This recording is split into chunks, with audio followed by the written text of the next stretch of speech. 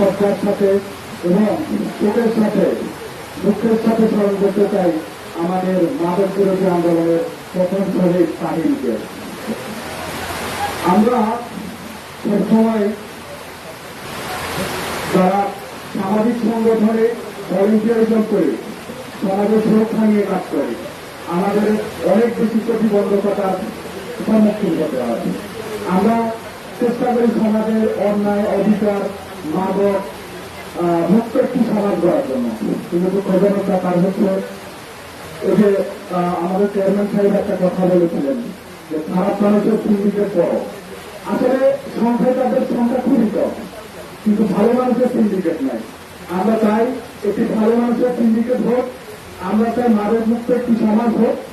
আর আরেকটা সবচেয়ে বিষয় হচ্ছে আমরা যখনই কোনো একটা অন্যায়ের প্রতিবাদ করতে যাই, কোনো একটা মাদক বিরোধী অভিযান করতে যাই, অনলাইন জুয়ার বিরুদ্ধে প্রতিবাদ করতে যাই, তখন আমরা আমাদের নিরাপত্তা সঠিকভাবে পাই না।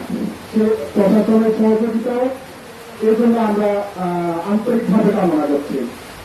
নবদিগন্ত সমাজ কল্যাণ সংঘের সম্মানিত জেনারেল সেক্রেটারি কিছুদিন আগে জুয়ার বিরুদ্ধে যখন প্রতিবাদ করতে গিয়েছিলেন তিনি হামলা শিকার হয়েছিলেন।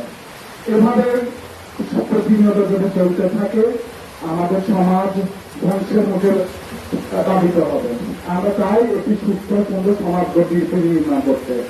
এই জন্য আমরা চাই সামাজিক সংগঠন যারা আছে তাদেরকে প্রশাসনিকভাবে অন্তত একটু নিরাপত্তা যদি দেয় এবং সহযোগিতা করে, তাহলে আমরা মিলেমিশে একসাথে কাজ করে সমাজ থেকে এই যে ব্যাধি আমরা দূরীকরণ করতে পারবো ইনশাআল্লাহ।